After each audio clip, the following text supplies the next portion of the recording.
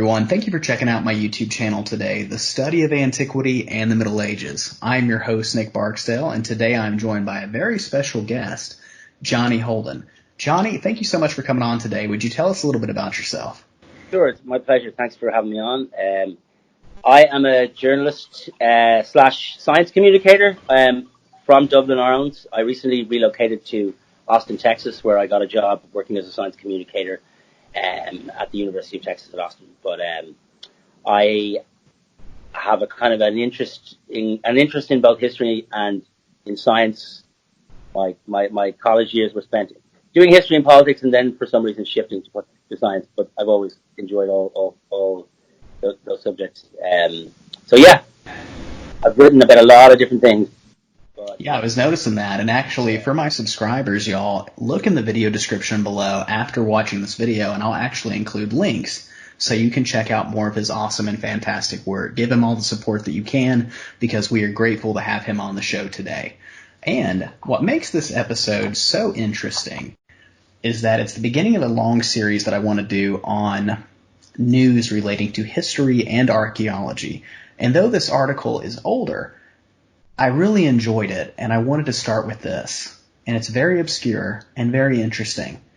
Is distinctive DNA marker proof of ancient genocide? A controversial theory holds that invaders from Iberia may have massacred much of Ireland's male population. And Mr. Holden, I'm going to have you take us from here. Sure. Did you know Ireland has the highest concentration of men with the R1b DNA marker? No fewer than 84% of all Irish men carry this on their Y chromosome. While this marker is also high on male Y chromosomes in parts of Britain, particularly Wales, according to commercial ancestry testing company Ireland's DNA, the high prevalence here may indicate the arrival of a lot of people at a broadly similar time who weren't prepared to peacefully coexist with the settlers here. The high prevalence rates have always perplexed Irish geneticists and historians, says Alistair Moffat of Ireland's DNA. Firm's research proposes a new hypothesis. There is already established evidence suggesting that the first farmers carrying the Y chromosome lineage of G, which can be found across Europe, arrived in Kerry, which is in the southwest of Ireland, around 4,350 BC. Now, according to Ireland's DNA, the so-called G-men may have established farming in Ireland, but their successful culture was almost obliterated by what amounted to an invasion, even a genocide, sometime around 2,500 BC. The frequency of G in Ireland is now only around 1.5%. There's a cemetery in Tréau, France, where ancient DNA testing has been carried out, and almost all men carry the G marker, but the women don't, says Moffat. They carry native indigenous markers. This strongly suggests incoming groups of men. And because the R1b marker is still so prevalent in Ireland and is also frequently found in places like France and northern Spain, we believe that around 2,500 BC, this R1b marker arrived in Ireland from the south. Now, Moffat admits it's just a hypothesis, but cites connections which lead to this theory. The first signs of farming in Ireland were found on the Dingle Peninsula in Kerry, which suggests people coming from the south, he says. Dingle Peninsula being part of the southern west tip of Ireland. If you look at Laur Guevla Éireann, the Book of the Taking of Ireland, a Middle Irish collection recounting mythical origins of life in Ireland dating from the 11th century, most of the invasions come from the south.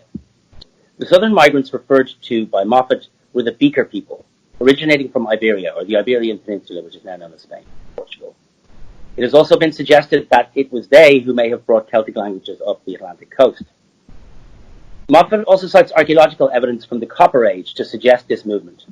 Evidence for the beginning of the Copper Age in Ireland is also found in the south, particularly Ross Island in Killarney, where a tremendous complex system of prehistoric mines exists. It's clear that the copper was exported. How did these new people impose themselves in such a big way, he asks? It has to have been through conflict. The early people were farmers, so they invested generations of effort in improving the land. When these new people show up, they must have used violence to shift the G-men. The frequency of G-men is tiny in Ireland. Compare the statistics, 1% versus 84%.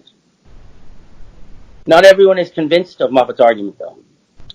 What they, as in Ireland's DNA, are suggesting is based on a very strong interpretation of a small piece of a genetic pattern, says Professor Dan Bradley from the Smurfit Institute of Genetics at the University College Dublin. There's no real scientific evidence to warrant the use of terms like genocide, he says. You can't link modern genetic variation securely through archaeological strata, without ancient DNA testing also. You can certainly have conjecture, and there are indeed ways of looking at the time and depth of these things, but they have very wide margins for error. The reality is I don't think we can securely place any of these DNA marker patterns in time without ancient DNA testing. Ancient DNA testing has been ongoing in Ireland for the last 2 years by Bradley in Trinity and Professor Ron Pignazzi in the University of College Dublin School of Archaeology, who is involved with a large project of ancient DNA testing throughout Europe. I don't know of any time in history where a culture came in and completely wiped out another, says Pignazzi. You don't see total wipeouts unless there is reason for a population to become extinct, like massive climate change. But we have no reason to believe Bronze Age farmers became extinct this way. Sure, there were a lot of population movements and mixing going on at this time. That's why modern people don't look like Neolithic people, genetically speaking. But it would have had minimal impact on the gene pool, he says. You're not going to have hundreds of thousands of people suddenly coming from Spain, but you would definitely have had similar groups coming in boats. Plus, there's no archaeological proof of any massive warfare or battles here at that time. The mapping out of ancient genetics of populations from 45,000 BC to the Bronze Age, now underway, may very possibly reveal many misconceptions about our past. And as we conclude this episode, what are your thoughts as the viewer on this subject involving not just ancient DNA testing, but also genocide and how we can study this subject and look at it and know for sure whether or not an event actually occurred? Comment your thoughts below. Look in the video description, follow Johnny Holden online, and enjoy the work that he produces. Ladies and gentlemen, thank you all so much, and have a wonderful day. When it comes to DNA studies, it's honestly a subject that I really don't know a lot about.